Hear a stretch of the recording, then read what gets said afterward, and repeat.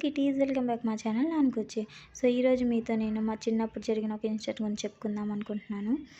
So మా ఇంటి దగ్గరలోనే ఒక చిన్న సందు ఉండేది. ఆ సందు నిండా బోలెడన్ని చెట్లు ఉండేవి. మంచి సువాసన గల పువ్వులు గట్రా ఉండేవి మాట. సో మంచి వాసన వచ్చేవి.